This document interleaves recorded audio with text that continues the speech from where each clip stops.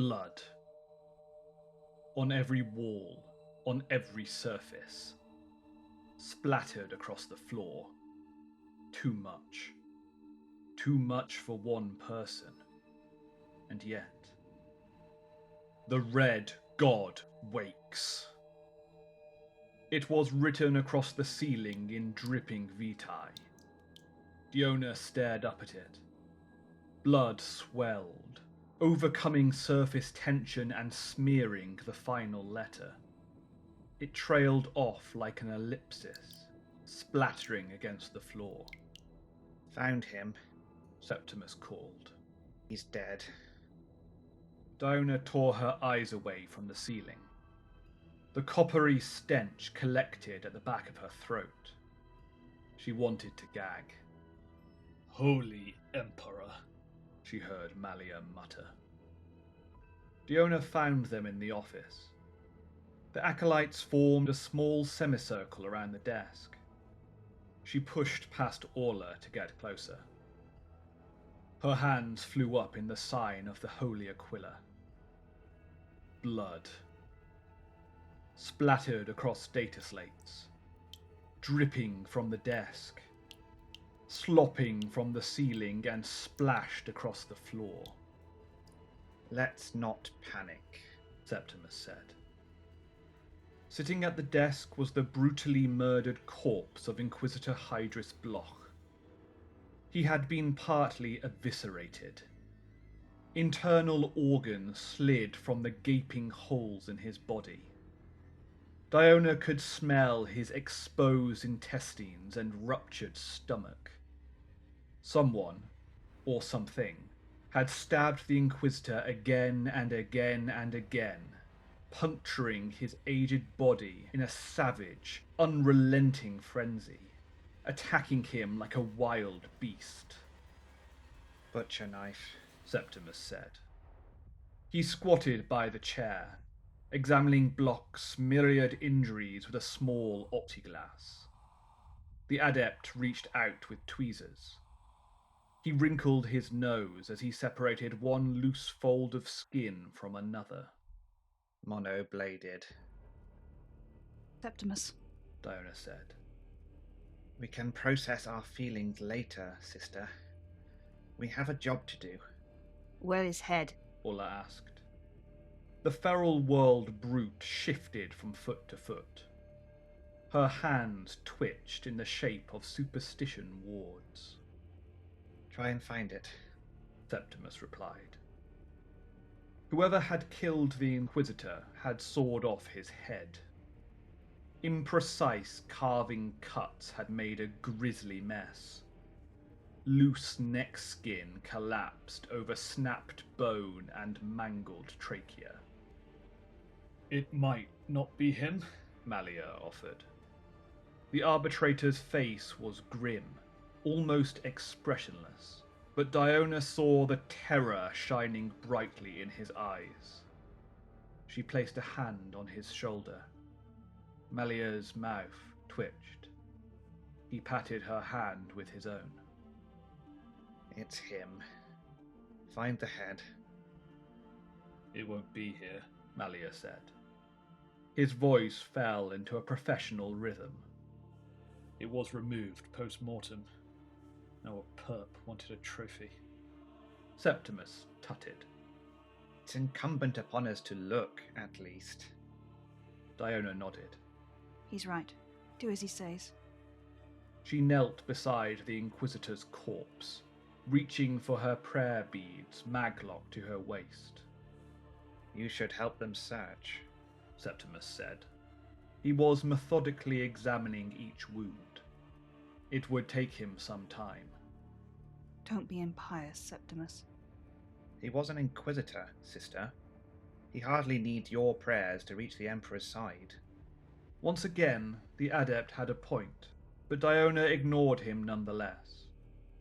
She closed her eyes, fingers gliding over prayer beads as she offered quiet benedictions for Hydrus Bloch's immortal soul. Septimus tutted once more, but gave no further comment. He continued his inspection. Diona made her way through the testimonies of Saint Elena the Unshaken. She sighed softly. The testimonies soothed her, replacing her fear with pious resolve. No head! Orla called. The feral worlder sounded spooked. Diona didn't blame her. Malia re-entered the room. No head. And no bodies. No bodies, Arbitrator? The blood. There's way too much. I'd expect to find a dozen corpses, at least. No way one perp made off with all of them. He paused, brow crinkling. But, damn it, doesn't make sense. Finish the thought. Septimus prompted. His nose wrinkled as he peered into the Inquisitor's guts. I haven't seen any smears where a corpse might have been dragged. Damn it, I haven't even seen any footprints beyond what we've made. It doesn't make any sense. Indeed, Septimus said. The adept's voice was patient, as if he was a tutor guiding his pupil to the answer. There's no way a group of perps could kill this many people in so small a space and not leave any trace of entry. It doesn't make sense. Our perpetrator worked alone, and there's only one victim. That doesn't make sense, Septimus. It does, if you remember them. Harrow Ridge, Zenofia. Diona pressed her nose against one of the shuttle's viewing ports. She watched as a dilapidated factorum building collapsed, rockcrete tumbling over rockcrete and kicking up a mountain of dust. Volcanic activity, Septimus said, from the seat in front. tectonic instability. What that? Orla asked. Earthquakes. Malia explained. Like Diona, his face was pressed to a viewing port. When he turned to glance back, his face left a small smudge on the plexiglass. I imagine it was abandoned. There's not much use for Factora in Harrow Ridge anymore. Indeed not. Septimus agreed. Diona nodded, looking away from the settling dust cloud and instead across the city. Crumbling tenements stretched over the skyline. Ill-defined corners dribbled dust and rubble. Unstable walls leaned into one another, swallowing up shadowed alleyways and trembling in the aftershocks of the tectonic shifts. The odd fire licked at the air. Each belched thick, acrid smoke. Guess the population, Malia said. His grizzled smile was bumpy from the scar tissue around his lips. Diona smirked. She played along. 50,000? Try a few thousand. No. How can that be? Zenofia's fortune has long faded, Septimus said. The adept turned in his seat. At the time of the Angevin Crusade, its population was around 2 billion. Now it is more like 150 million. That's a decline of 92.5%. Where they go? Orla asked. Emigration to new colonies, mostly. The Quorum of old picked a fight with the Chartist captains of Scintilla. The world's been boycotted for over 2 millennia. It reaps an economic toll. Septimus peered out of a viewing port. Harrow Ridge grew from a cluster of mining camps. I imagine those mines could still produce, if the equipment hadn't been sold off centuries ago. He smiled thinly. Bad debts. The Zenofian Quorum are little more than pawns of cold traders and criminal cartels, Malia said. His nose wrinkled. Scum, the lot of them. They prefer the term imperial nobility, but the arbitrator is entitled to his opinion, factually supported as it is. Diona frowned. She was still staring at what she could see of the city. It must be quiet down there. She shuddered. She didn't know why. The group fell silent as a door opened, and Inquisitor Bloch appeared from the cabin out front. He stumbled slightly against the turbulence. The servos that supported his aged bones hissed. "Acolytes," He said. He offered a half smile, the wrinkles around his eyes creasing. "will be landing." They patrolled the streets of Harrow Ridge and found not a soul to greet them. It was eerie. Quiet buildings towered over the acolytes, each leaning precariously and casting deep shadows across abandoned alleyways. Empty roads formed a skeletal ribcage. The sidewalks were bare, but for the detritus of litter and rubble. There was evidence of life. Vacant automobiles, low stubs, discarded ration pack wrappers. But there were no people. Do you think they're inside? Malia asked. His eyes darted from window to window. His jaw was clenched. Or do you think they're dead? First one. Orla said. She squatted beside some trash and licked at a discarded ration pack wrapper. Not gone bad. They are made to last, Septimus said. Orla grunted her disagreement. Not gone bad. Diona stared across an empty crossroads. The road seemed bigger for the absence of vehicles. Something has put the fear of the throne in them. Probably the series of inexplicable murders, Septimus noted. Malia frowned. Maybe. It's a small population. Small enough to get spooked by a series of murders. But the people here know violence.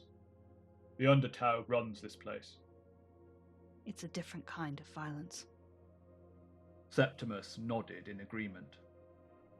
a kind of violence that the powers that be seem impotent against. Enough to spook even the most hardened Ganga. No talk. Orla said suddenly. The feral Walder was listening intently. The tattoos across her face shifted as she frowned. Listen. Diona tensed.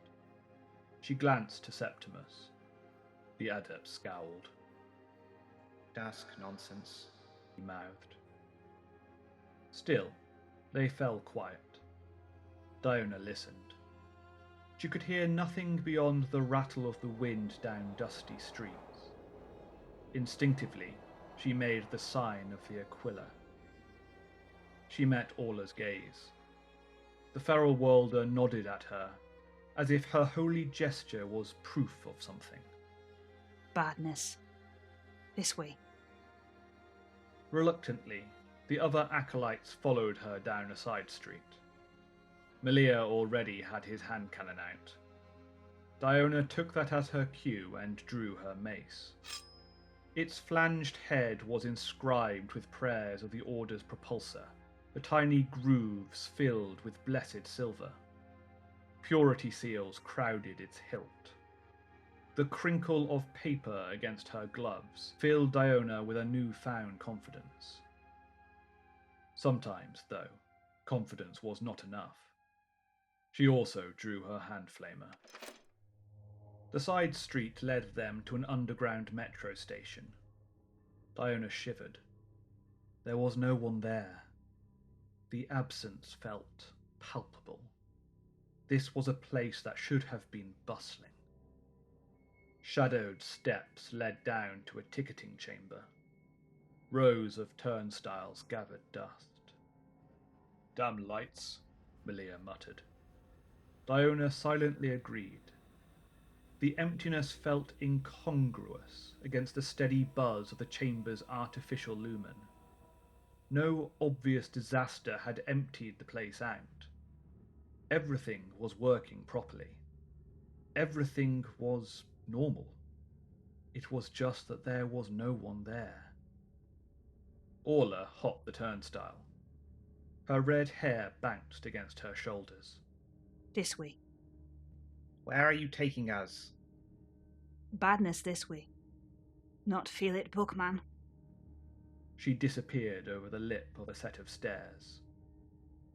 We're certain she's not a witch? Malia asked.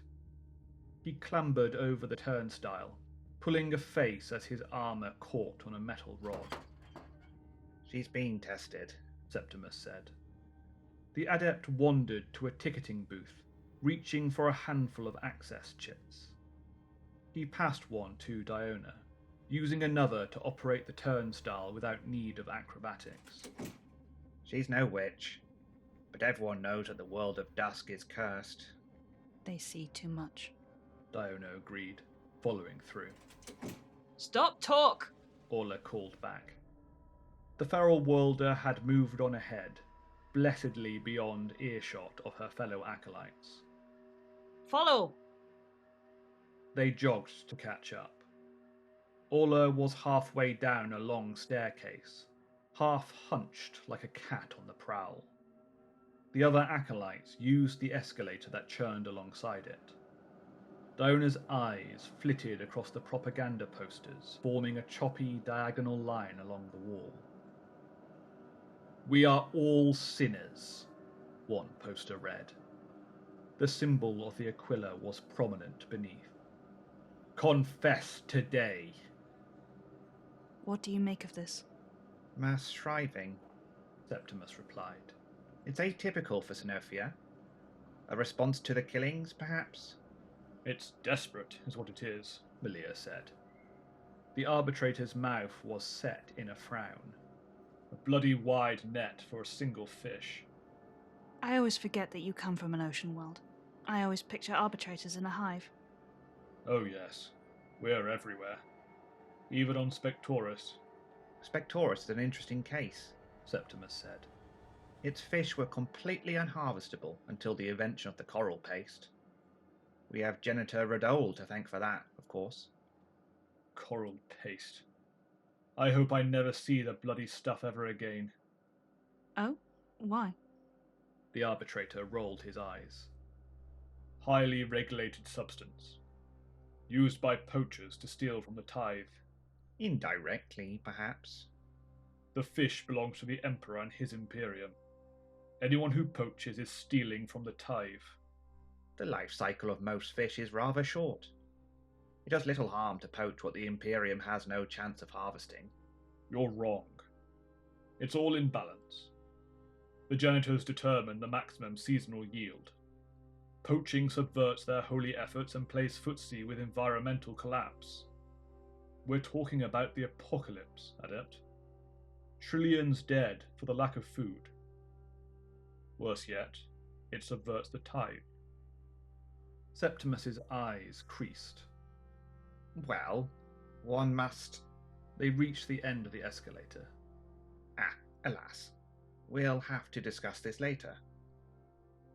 Diona concealed a smile. She stepped from the escalator into another empty corridor. Her smile quickly faded. They found Orla by an exposed water faucet, the paint peeling where it dripped in a slow, unsteady rhythm. Above the pipe, someone had graffitied a single word in red ink. "Holy." Is this it? Septimus asked. Orla nodded. She paced in a semicircle, never turning her back on the graffiti. Her teeth were bared. Badness. What does it mean? Malia asked. Beyond civil disobedience. It doesn't mean anything. It's incomplete. Diona said. Like the start of a sentence that was never finished. Malia grunted. Septimus sighed. He rested his backpack on the floor and procured a small handheld auspex from within. Well, we're here. We might as well investigate. Badness. Orla repeated. She glanced uneasily at the adept's tech. Pray with me, Orla. Diona said. She gestured the feral worlder closer, reaching for her prayer beads. Do you remember the holy words of Saint Elisa? Orla's nose wrinkled. She shook her head. That's okay. Maybe you'll remember as we go along. She began to recite the prayer, fingers gracing over the beads. She imagined Saint Eliza in the remains of a bombed-out basilica, repelling the heretic with words of condemnation until her final breath. Sister, Malia said urgently. Diona looked up. The graffiti had begun to run, smearing down the surface like the bloody handprint of a wounded man. The letters lost distinction, hemorrhaging its semantic meaning as they blurred into one another. Septimus stepped back. His auger spiked with unnatural readings. Diona saw he was smiling.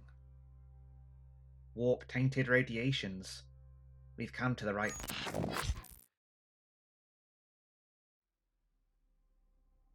The screaming cackle of the lost and the damned echoed along the asylum halls, each noise bouncing from dripping stone. It was a dark, dank place. A place for refuse. Few remained here long, but for the unfortunates who oversaw that terrible place and slowly lost their minds.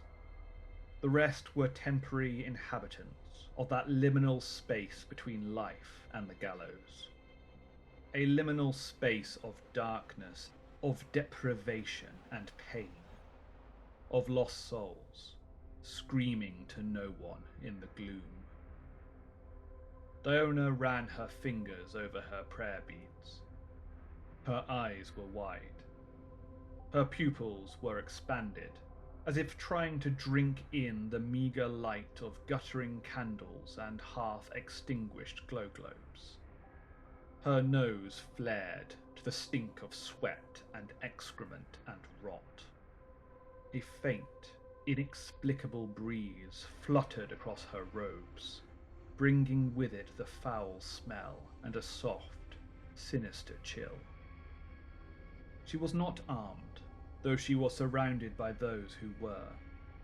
The Sisters Militant wore black Sororitas battle armour and carried Godwin pattern bolt guns, their helmeted faces further obscured by dark veils of translucent cloth. Diona had never seen their faces.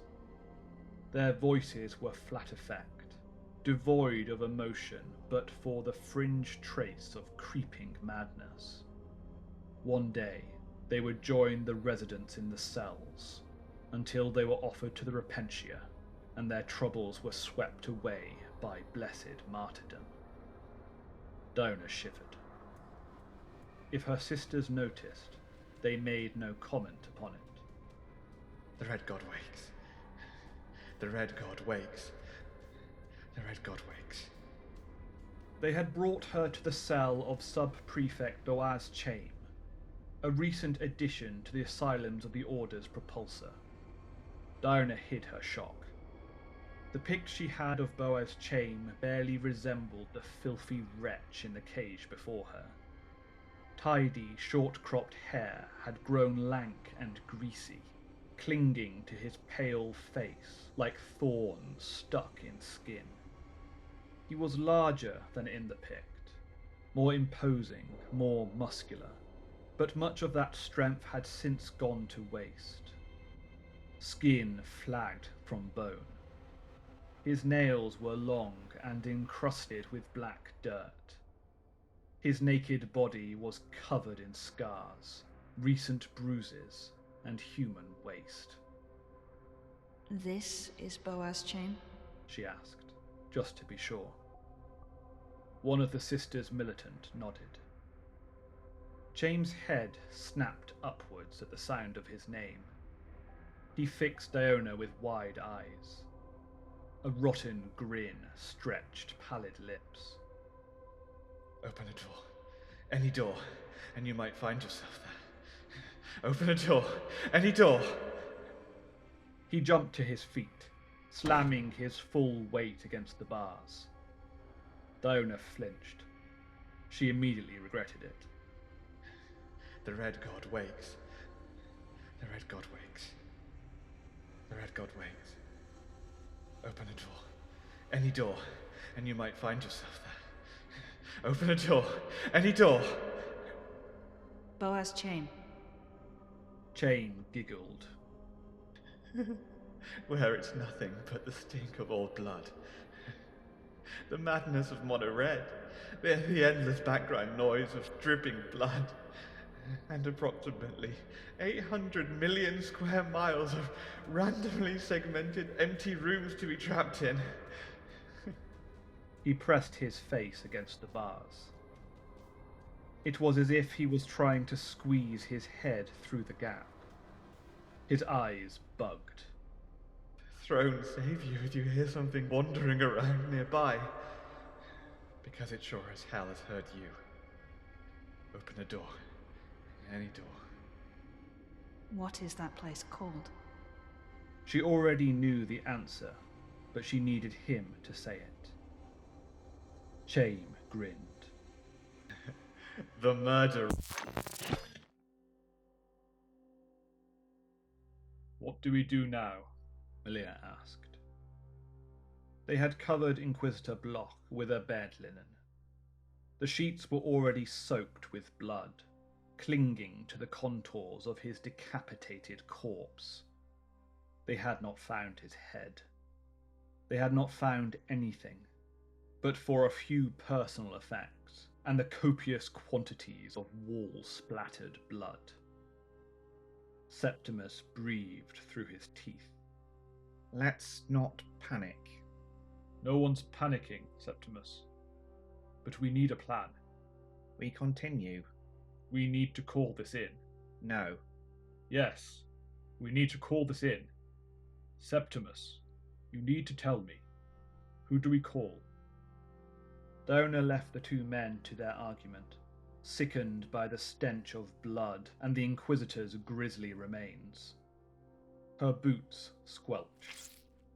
The carpet was seeping. She just wanted to be outside. She wanted to be away from the smell. She found Orla pacing in the corridor. The feral worlder muttered to herself, the accented whispers of dusk cant sending scratches down the sister's spine. Diona managed a half smile. I need some air. Want to join me? Orla nodded, following Diona into the stairwell. They didn't speak on the way down. Diona shuddered. They were in the centre of Harrow Ridge, but there was no one else in sight. Long, abandoned streets extended like a spider's web between leaning municipal buildings and silent habs. Septimus wants to carry on, Diona said. She took a deep breath, filling her lungs with dusty air. to continue the investigation. Badness here. Evil here. Yes, but the Inquisitor is dead. Someone needs to be told. Badness follow. Nowhere to go. Bad to tell. Keep them away. Diona frowned at the certainty in Orla's voice. You can't know that for sure, Orla. Badness follow. Bad to tell. Diona sighed. She found herself wishing she smoked. Malia had offered her a low on the first day they'd met. He had smiled at her splutters and coughs. The murder room. Aye. Did you have doors on Dusk? Aye, Holmes. Not big and pressed like Hab, but have doors. Open a door, any door. Murder room, sometimes. Diona's shoulders slumped. I thought it was all nonsense at first. A contagion meme, maybe. But I heard the same thing too many times, from too many people. People who had never met. People who lived worlds apart. Always the lost, the insane, the damned, but still, always the same thing. On dusk we know it, not nonsense. Everyone know. I knew man, brother of cousin of friend. Went through door, come back. But man who come back, not man. Man who come back, only mask. Diona shivered. She decided not to ask any follow-up questions. Then, of course, I met the Inquisitor. Then I knew it wasn't nonsense. Then I knew it was real. I don't know if we can handle this, Orla. Then we die. Or worse. But badness follow. Bad to tell. You're right. Bad. They had tracked down the local regulator captain. Acting regulator captain. He had been pathetically happy to see them. He had taken one look at Diona and almost burst into tears. Here, here, here, and here, he said. He punctuated each word by jabbing a finger on a printed map of the city. And here, here, and here. Malia scowled. His contempt was palpable. The acting regulator captain was a boy of 17 years, promoted by dint of rapid turnover within the regulator precinct. Most had left Harrow Ridge, abandoning it to organised crime. Some had been murdered. A few had been murdered very recently. Give me details, the arbitrator demanded. Dates, times, number of fatalities, witnesses. The boy pulled a face, reaching for his personal data slate. Malia made a sound that was almost a growl. Just give it to me. Orla paced in the background. One hand was tightly gripped around the hilt of her axe. This is organised like shit, boy. The acting captain blushed. His mouth flapped like a fish. Malia sighed loudly. It'll have to do. He had removed his gauntlets to navigate the data slate by touch. His scowl deepened with every swipe of the finger. Septimus, are you ready? Yes. Okay. First site, J5M2. Date 541. 1 fatality. No witnesses. There are never witnesses, the acting captain interjected. Malia glared at him. The boy shrunk back. The arbitrator continued, Septimus patiently jotting down the information. The adept's auto-quill danced across the map, scratching thin letters against the vellum. A diagram of murder took shape. Diona looked for clues and patterns, but there was too much data. She shook her head to herself. That was what Septimus was for. She looked away, glancing over the other regulators. A small group of them malingered in the corridor, peering through the blinds. Diona's eyes narrowed. She saw gold chains around their necks and bejeweled rings on their fingers. Orla sidled over. They are flash. I would say shameless. They are bought? I think so. Who buy them? Crime syndicates, narc gangers, flesh peddlers, racketeers, scum of every stripe. Orla grunted. Bad place. Yes. Badness always come to bad place. Like corpse flies. But there must be.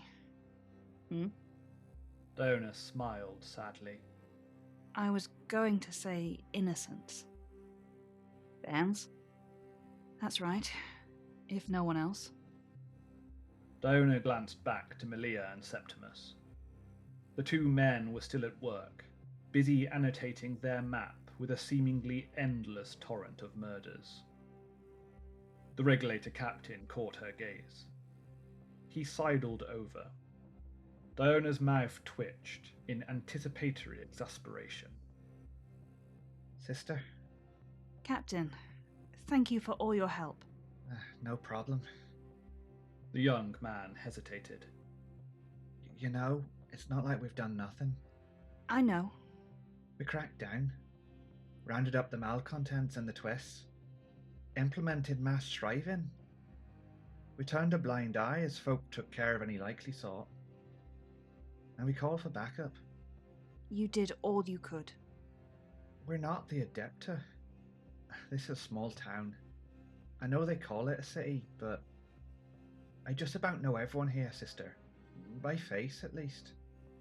It's a rough and tumble kind of place, but that doesn't mean we're kitted out for this kind of thing. We're just here to make sure things don't get out of hand. To arbitrate between... well, to make sure things don't get out of hand. Diona nodded. Her eyes flitted to the expensive chrono on the man's wrist. The silver glinted in the artificial lumen. I understand. Orla grunted. We handle now. No need excuses. The regulator sneered. They are not excuses, Mom. I'm just giving some context. I'm sorry for Malia. Diona said. The arbitrator can be direct. Oh, it's no. Yes, of course. The young captain smiled weakly. He wandered back to the table. Diana held back a sigh. He is full. Orla said. No, it's worse than that. He just doesn't. Is this the place? Yes, I think so. We need to be sure, Septimus. This is place. Orla said. The others fell silent. They looked upon the hab with fresh unease. It didn't look like much. It certainly didn't look like the epicenter of a murder spree. It was just a hab. Grey rockcrete was rubbed smooth by dust and rain. Its foundations sunk into sodden earth. It was raining now. Acidic water flowed over the crest of blocked gutters, dripping from cracked roof tiles and along stained windows. Graffitied gang signs bled down the walls. Each window was a gaping, empty mouth. But for the rain, it was quiet. The hab was big enough for 300 families. Perhaps they were inside. Litter wavered in the breeze. The occasional curtain twitched, sent shuffling by furtive fingers or a dilapidation draft. It doesn't look like much. Why would it? His place. Diona drew her mace. Its purity seals shook madly as the wind picked up. One scrap of hallowed paper tore from its nail, flying into the sudden upsurge. The sister frowned. She watched the prayer flutter away. When she looked down, she found Septimus staring at her with a grim expression. Malia took point, his hand cannon out. Orla stalked beside him, clutching her axe like a newborn child. Diona followed. Only Septimus stayed put, gazing at the rows of wide, empty windows. Slowly, quietly, Malia tried the handle of the front door. It clicked and swung inwards. Inside was an empty lobby. Fluorescent light flickered as if responding to the breeze. They made their way inside. The lobby was empty. An overfilled trash can had fallen onto its side, spewing plastic wrappers across a cracked tile floor. There was a small desk where the building superintendent might have sat, but its chair was unoccupied, sagging at an awkward angle. A grimy data slate was left abandoned on the desk. Malia picked it up. He compressed a thin rune on its side, muttering a benediction to the Omnissiah. The screen remained black. Must need charging. That's a violation. I think that's the least of our problems. Diona replied. She walked over to the desk, resisting the urge to tiptoe. Her footfalls echoed. I'm no expert, but I think you'd take the data slate with you if you were going. Malia nodded. You'd be able to sell it. Unless he thought someone would come looking for it. Let's focus. Something is very wrong here. The mystery of the abandoned data slate can wait. The sister is right, of course. Apartment 308. They neglected the lift, opting for the stairs after a few shared glances of unspoken agreement. Fluorescent lumens buzzed. The walls seemed greasy and grimy, the occasional spot of graffiti gathering sweat and slime. They smelled damp. Their shoes clicked on the hard rockreete. The spacing between each step seemed a fraction too long and snagged at their feet. Septimus tripped, hissing as his shin was cut open by the rockreete edge. Blood was already staining the underside of his robes. I'm fine, He muttered, limping onwards.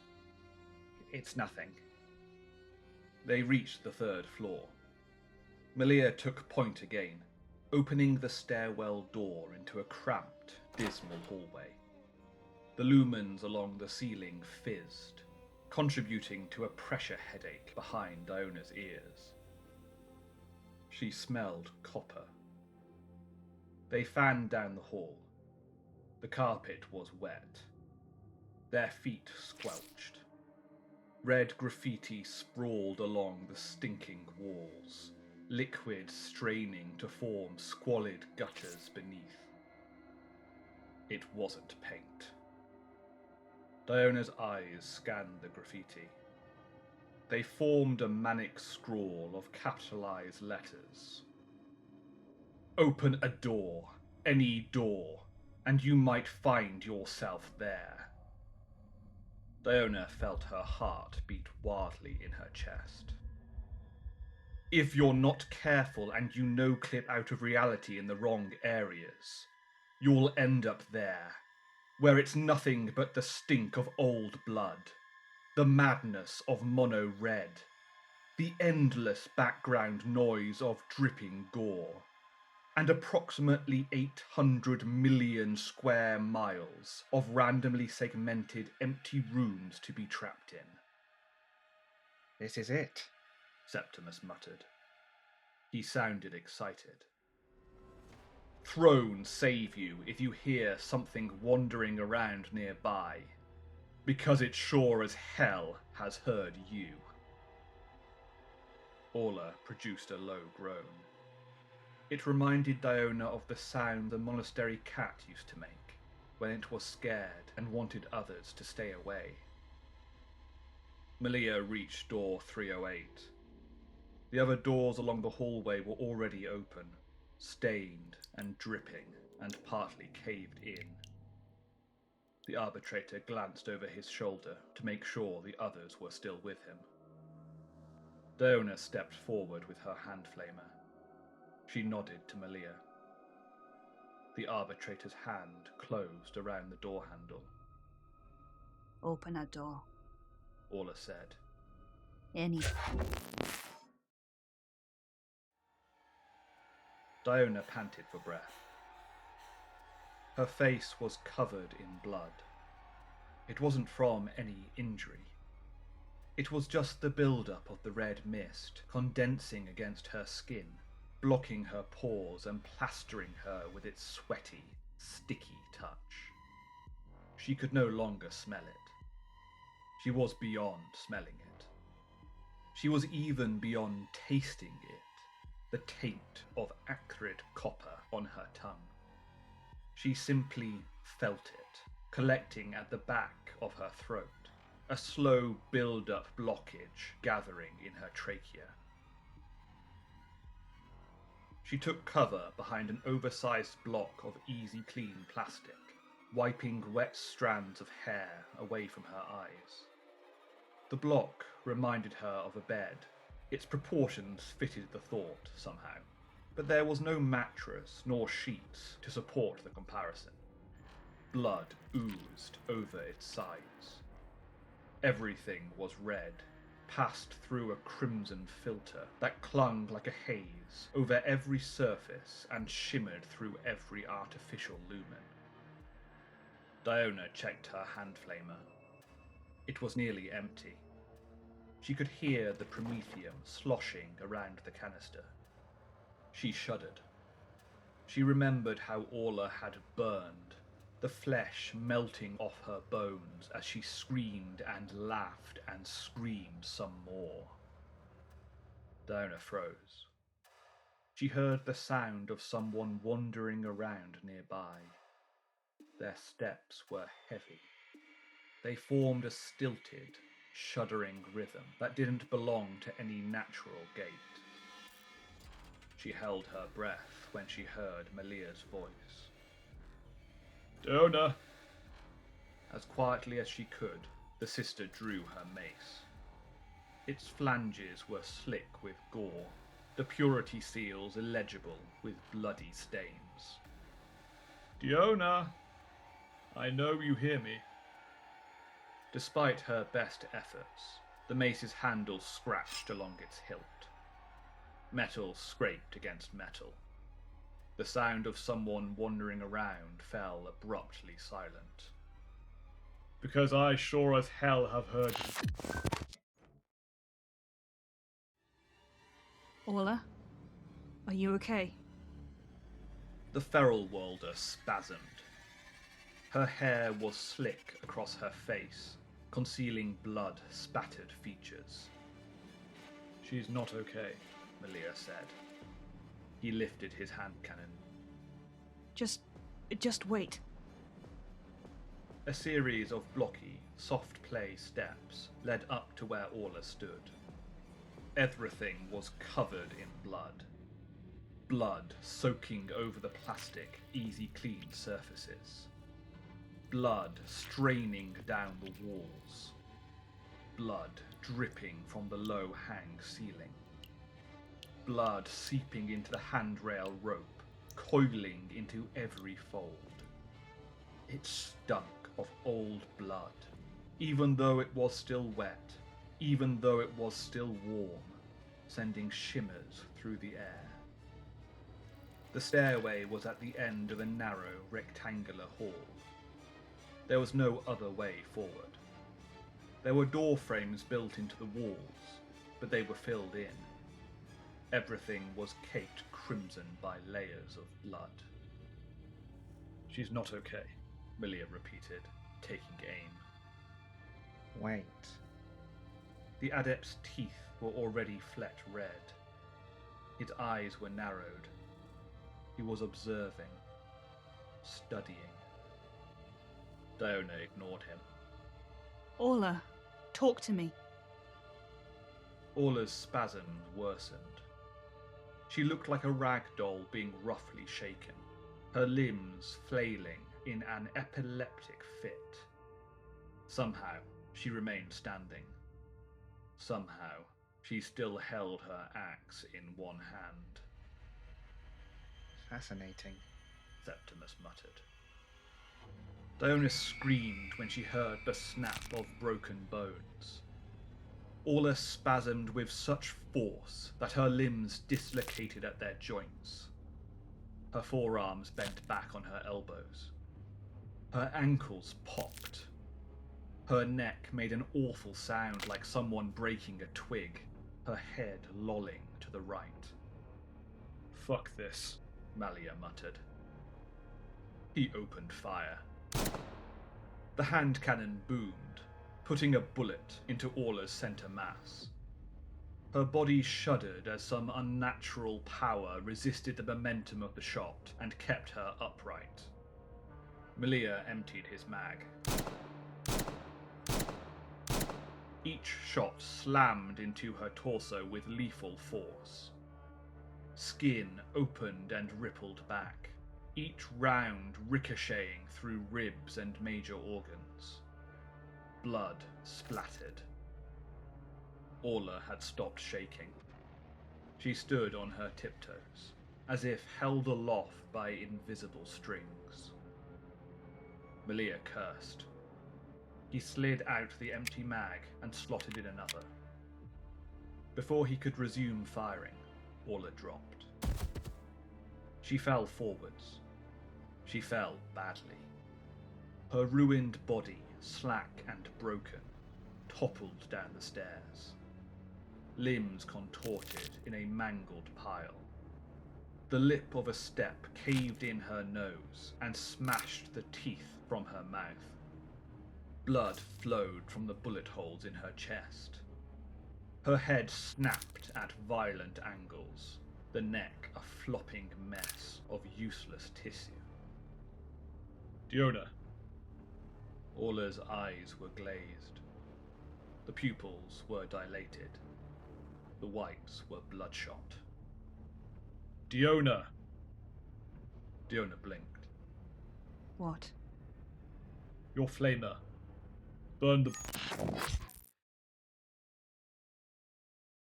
She paused. She listened. It was quiet, almost silent, but for the endless background noise of dripping gore.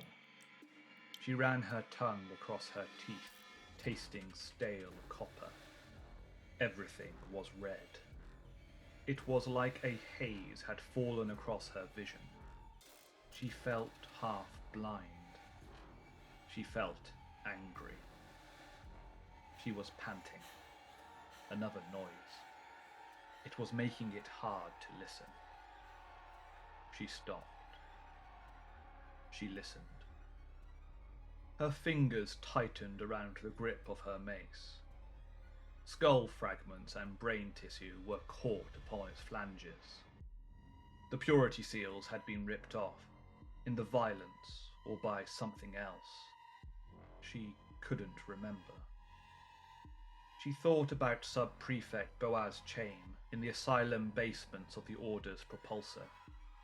He had been a filthy thing, a wretched thing, just rags and skin and muscle and bone. But at the end of the day, wasn't everyone? She took a step. She was in a children's playground. A children's playground, but inside, and sized for adults. Everything was made of soft, easy clean plastics. Still, the place was a mess.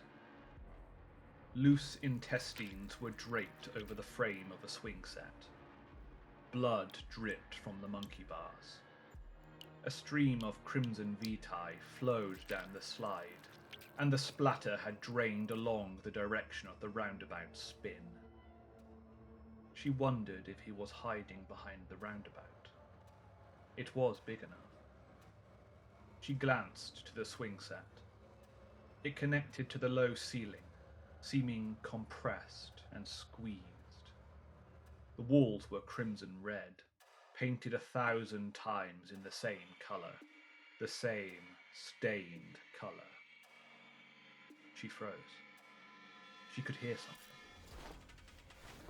The rustle of robes, perhaps. Septimus? Her voice was hoarse. She had to strain it past the blood that had solidified at the back of her throat. She listened for the answer, but none came. She took another step. Septimus, can you hear me? She smiled. Her lips and teeth were bloody. Because I...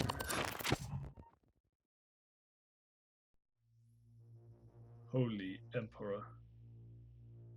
The room was painted red in blood. Not just the walls, every surface. Despite the comprehensive coverage, it still seemed, in a sense, accidental. No one had deliberately painted blood on the walls.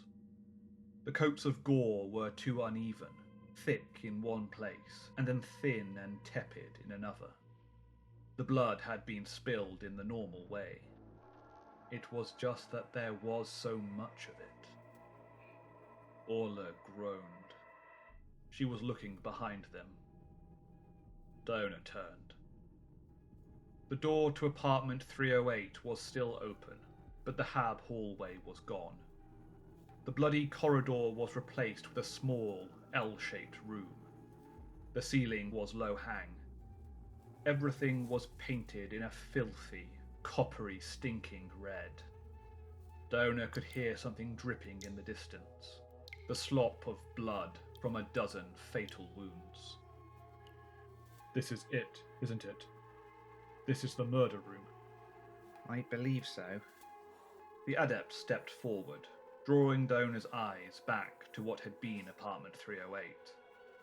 It was an empty rectangle. There was no furniture, no sign of habitation. A single door, unmarked, was built into the opposite wall. Diona shivered. Between its emptiness and the low ceiling, she felt an unerring contradiction of both agoraphobia and claustrophobia. Then we're doomed. In all likelihood, yes. What do we do? Septimus. The adept didn't answer. He reached out to a wall and drew back a finger stained red with blood. Septimus. I don't know, Arbitrator. I don't know what we should do. Even if get out, not get out. Not person that goes back. Let's not be unduly pessimistic, Septimus replied airily. He seemed completely calm, but Diona could tell he was in shock. There's a first time for everything, and we have a few factors in our favour. Our faith. Diona offered. She reached for the comfort of her prayer beads. Indeed. And our training, our experience, our numbers. I've not heard of an entire group making it inside the murder rooms before. So, what do we do? We observe. We explore. We seek to understand. No. Diona frowned as the others looked at her. We pray. This is beyond our ken. We should not seek to understand this. The adept's eyes were cold. Prayer will not save us, sister. And to understand will damn us. So be it. We are slaves to a greater purpose. If our souls are forfeit, then let's spend them wisely. Let's gather data, so the next group is not damned. Your words verge on heresy, Septimus. Don't be a child. We are the Inquisition. Enough! 'Tis neither the time nor the place. We need to maintain cohesion. We need to work together. Septimus sighed. Then we must settle on a plan. Malia nodded. His eyes settled on Diona. Diona, come chat with me over here. Diona frowned, but nodded. She followed Malia into the corner of the blood-splattered room. The arbitrator pulled a face. His shoulder had brushed against the wall, coming away red and sticky. Diona. You agree with him, don't you? He's an ass. He's impious. It'll get him into trouble one day, and he'll deserve it. But that doesn't mean he's wrong. This is madness, Malia. There's no understanding it. Not without losing your mind. You're probably right. But if anyone's got a chance, it's Septimus. This is what he's here for, Diona. This is what he was trained for. And he knows a lot more about this than we do. I think we have to trust his judgment.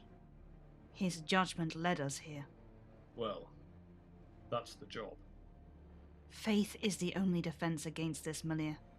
No, not the only defense. Malia raised a hand to forestall disagreement. We need faith. Without it, we are lost. But Septimus is right. We're the Inquisition. We have to act. prayer is action, you heathen. Malia smiled. You know what I mean. His smile faded. We're not the first ones here, Diona. How many priests? How many preachers? Too many. Don't you think they tried prayer? Aye. The Emperor helps those who help themselves, sister. Diona smiled. Is that in the Lex?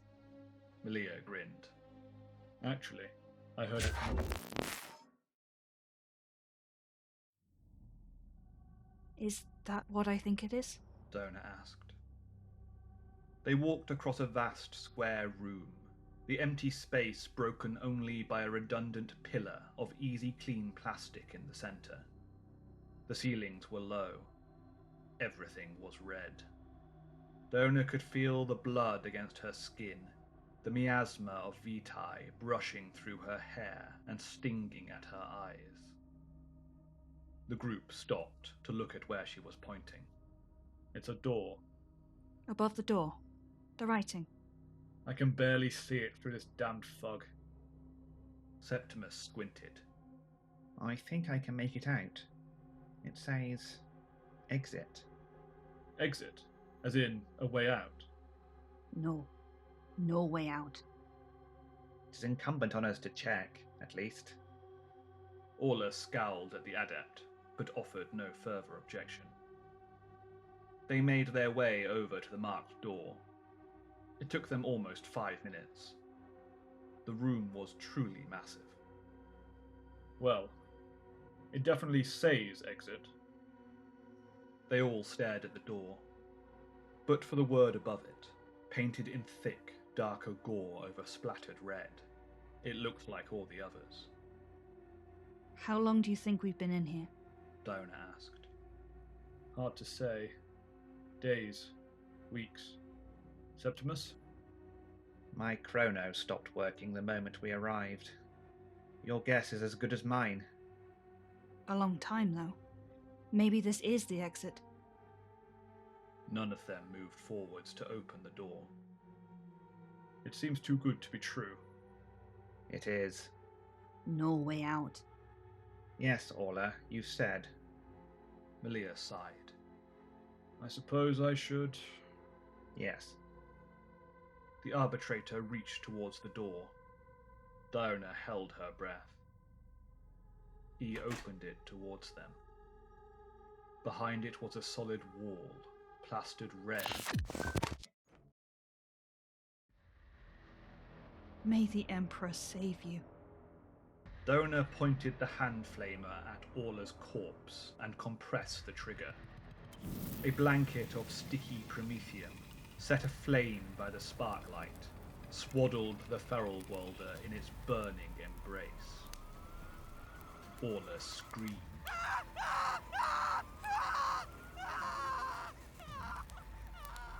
Orla's skin began to melt.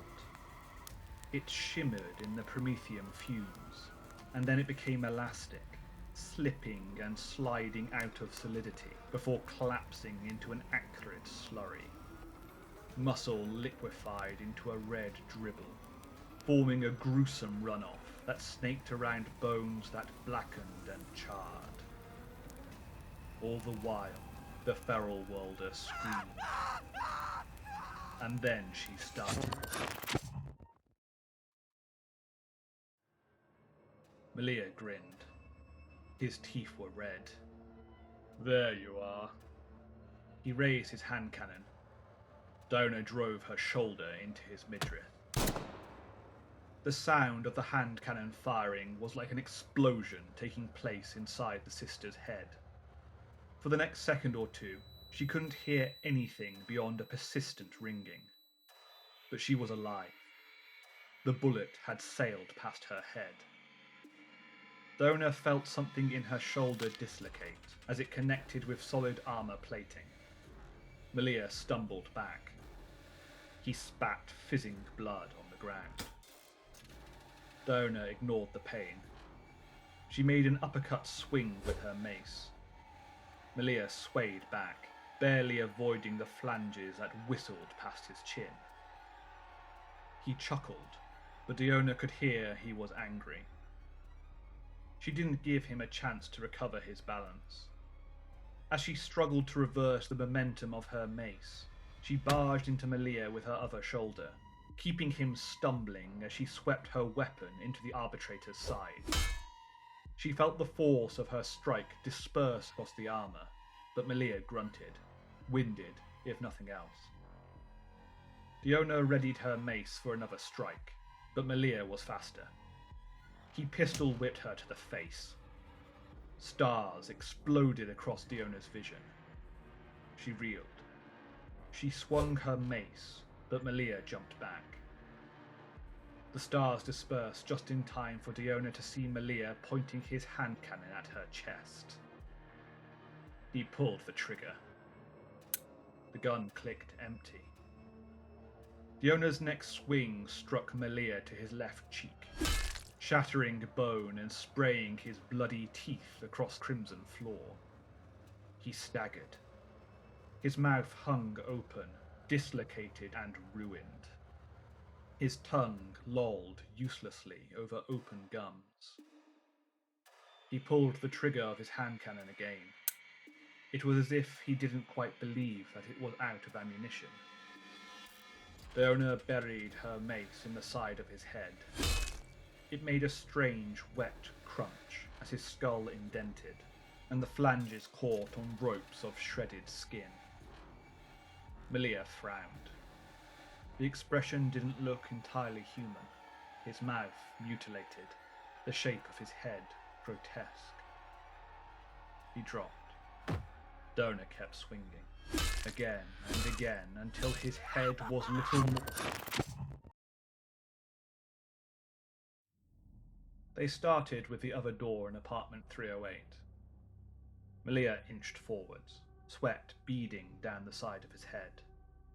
He reached, slowly, for the handle. His gauntlet was already misted a pink red from the blood haze in the air. When he opened the door, Diona struggled not to gag at the stench that wafted forth. The door led to a vast warehouse square, many magnitudes larger than the Hab building they had first entered. The ceiling was still low, producing a squashed effect, and bringing to mind a carrion beetle scuttling immobile on clacking claws. The walls were red, thick with blood and gore. The floor was covered in wet human skulls, hundreds of thousands of human skulls. Blood dribbled from teeth arranged in permanent, lopsided smiles. It dripped from open eye sockets and gathered in the crevices of empty nose cavities. It settled in the shallow grooves of bone fractures. Everything was red, extensively, eternally. The skulls formed an expansive carpet, sometimes half a dozen deep. They belonged to adults. They belonged to children. They belonged to voidborns and to abhumans, to planet dwellers and to mutants. Every single variation of the human form seemed accounted for, displayed as bloody trophies in that sickening place, each skeletal mouth breathing fumes of death and copper through the blurred air. "Is this?" Malia began. Septimus nodded. Yes, I think so. All the victims, all the missing skulls. I imagine we would find the remains of the Inquisitor, if we looked long enough. "Throne of Terror," There's a door on the other side, Diona said. She tried very hard not to vomit, straining her eyes through the crimson fog. Actually, make that 2 doors. "We choose one. We don't split up." Orla started. She reached out. There! She pointed to a figure on the edge of the room, his features distorted by the blood in the air. He was squatted down among the skulls. It seemed as though he was searching for something. Diona caught the glint of a bloody carving knife gripped tightly in the stranger's hand. Could that be Flinders? It could be. Edmund Flinders, a quiet family man, an undistinguished mineral assayer. Last known address, apartment 308, Hab Malta, Len Street, Harrow Ridge. Malia grunted. He knelt, taking aim with his gun. No, we need him alive. What the hell for? He may provide insight. If he can even speak. Diona said doubtfully. If he can't, that would also be instructive. Seen us. Orla warned. She was right. The figure had stood up to full height and was staring in their direction. He began wading through the piles of skulls towards them. Edmund Flinders, you are under arrest for the murders of... for all of them. The man paused. He tilted his head to one side. He might have said something, but he was too far away to be heard. Then he began running. Hold, Septimus said to Malia. Stay where you are! I will shoot! Hold. Damn it, Adept. I'm taking the shot.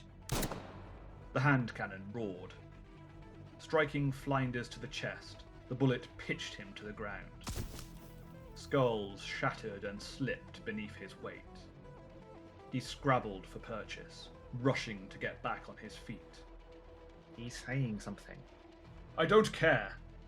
We need to hear what it is. Flinders found his footing. Malia took another shot. He missed.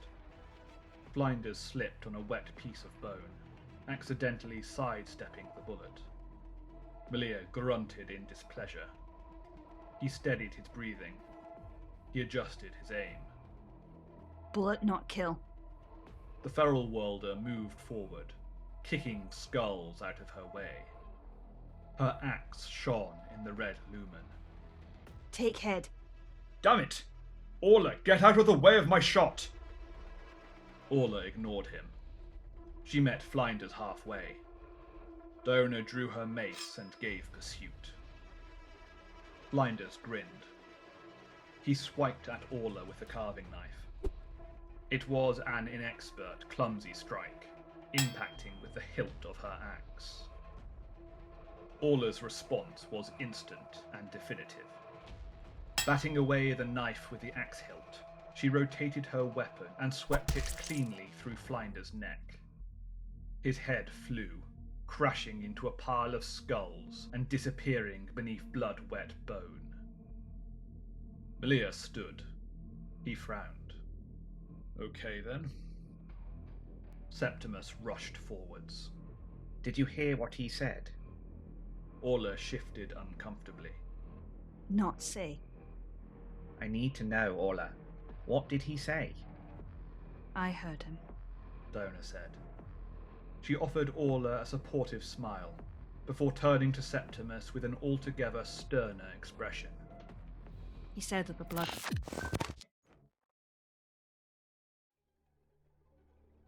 Did you see that? Malia stopped at the T-junction. He glanced to Diona. See what? I thought I saw something. Was it Septimus?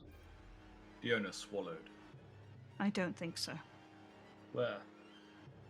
Diona pointed down one of the corridors. Everything was red. I can't see anything, this damned fog. I think it's gone. I only saw a flash of it. What was it? What did you see? Diona frowned. She tried to make sense of what she had seen. The nightmarish arms that trailed all the way to the ground, stick-thin and poorly rendered.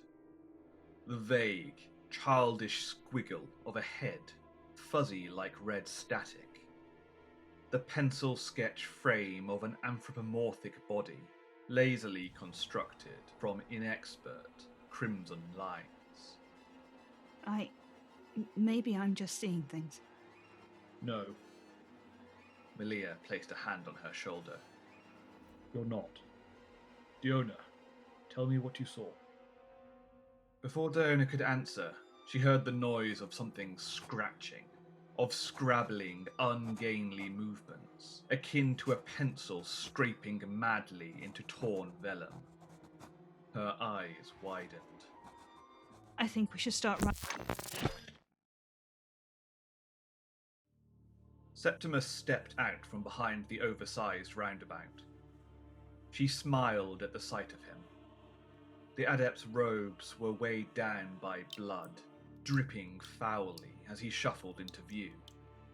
A compact las pistol sat in his hand, seeming small and pitiful. His face was gore-stained and strained. There you are. Septimus smiled faintly. How do you feel? She took a step towards him.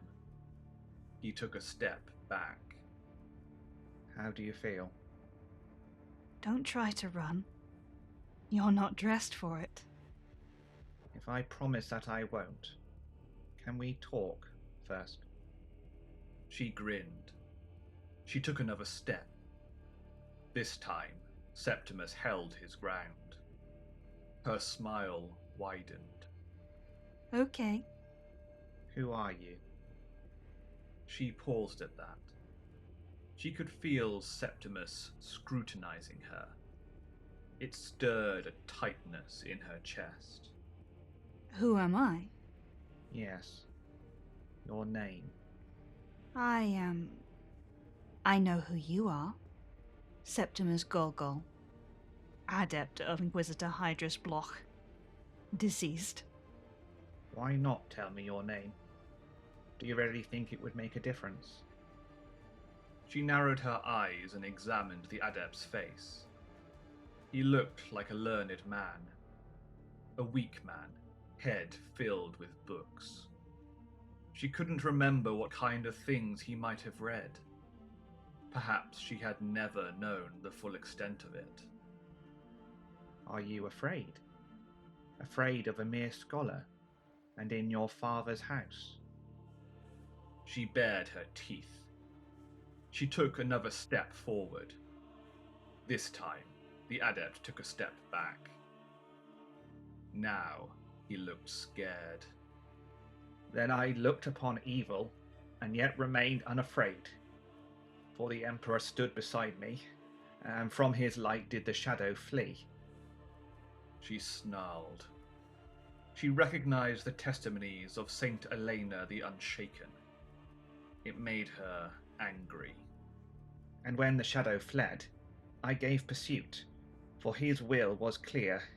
Diona, if you're in there, I need your help. She is not. She is. She growled.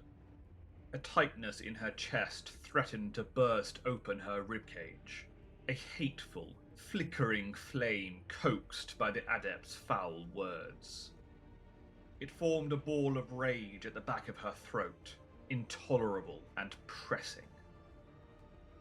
Only its name could spit that feeling out.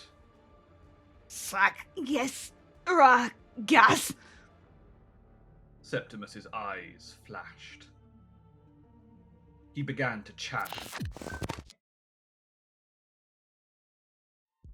Diona staggered back.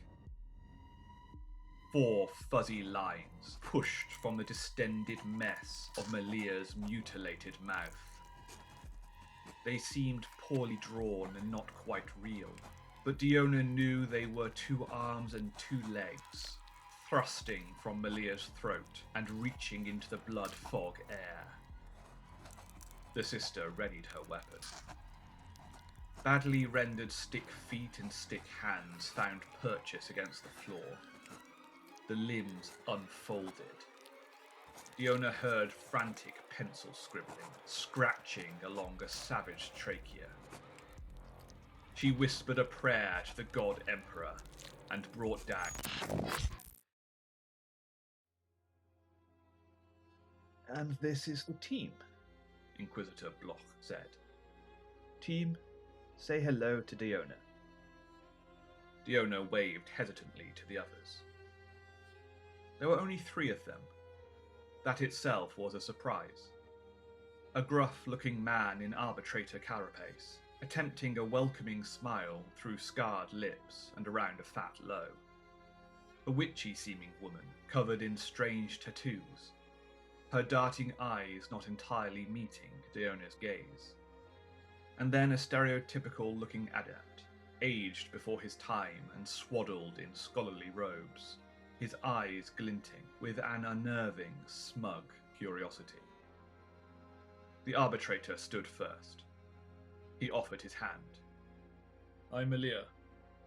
Good to meet you, Sister Diona. It is sister, The adept asked. He remained seated. Orders propulsor, if I'm not mistaken. Diona smiled awkwardly. Yes? Don't mind Septimus, Bloch said. He smiled. The wrinkles in his cheeks added to the kindliness in his eyes. He likes to show off, and has terrible manners. Apologies, my lord, The adept said. He smirked and stood to shake Diona's hand. I am Septimus. Welcome, Sister Diona. And this is Orla. Malia added, gesturing to the tattooed woman. Orla, say hello. Hello. Who's sister of? Oh, Diona restrained a smile. I suppose I have many sisters. I'm with the Adeptus Sororitas, servants of the Holy Church. It's an honorific, Malia said to Orla. a title. Oh, The feral Walder stood. Wild red hair bounced off her shoulders. She eyed Diona with caution. It means she's a priest. Malia added. not really. Diona began, but Malia shook his head to cut her off. Let's keep it simple for now. Orla is from Dusk. She hasn't had much experience with the Greater Imperium. Oh, Diona smiled at Orla. She tried to hide her discomfort at the feral Walder's odd tattoos. Well, you all seem to be getting along. Bloch said. He clapped his hands together. I'll leave you to it. Welcome again, Diona. I'm sure this is the start. She gagged as 4 pencil-lined limbs made their way inside. The door to apartment 308 opened. A blood-soaked adept stumbled out. He staggered down the hallway, moving as if bruised in every part of his body. A profound exhaustion had set into his limbs. The weight of his robes was dragged down, soaked in blood, dripping along the floor. When he reached the end of the hall, he called the lift, almost collapsing against the button. He waited. He watched the number display count up to 3. The lift pinged. The door opened. The adept hesitated. Then he stepped inside. The lift began to descend. Septimus wiped a hand down his face. A sheet of blood fell from his chin. He felt stained, in more ways than one. Perhaps it was just the blood. It had begun to dry, pinching at his skin and forming a mud bake that made him unbearably hot. He tried to scrape it away from his cheeks, but, without something to wash it off, he made little progress. The lift bleeped as it reached the ground floor. The door opened. Once more, Septimus hesitated, but then he limped out into the lobby. He ignored the sagging chair and the upturned trash can. With less hesitation than before, he pushed open the door to outside and stepped out into the rain. He angled his face up to the heavens. The acidic content in the rain fizzed. He knew he shouldn't stay out in it too long, but he wanted to get some of the blood off him. He wanted to feel a bit more like himself once more. Data. His mind buzzed with data, but he felt too exhausted to even reach for his data slate. if it even still worked. The gory humidity of the rooms had been extreme. Septimus sighed, allowing his body to slowly collapse until he was sitting on the sidewalk. He ran fingers through his hair, wiping away more sheets of thick, compacted blood. A puddle of crimson expanded beneath him, draining into the gutters in a steady stream. He wiped more blood away from his eyes. His eyes stung. Probably the acidic content in the rain. It was starting to irritate and burn at his skin. Septimus groaned. He half walked, half crawled to the hab porch, taking cover. He rested his head against the door. He closed his eyes. Open any door, he muttered. A soft smile spread across his lips. any door, and you might...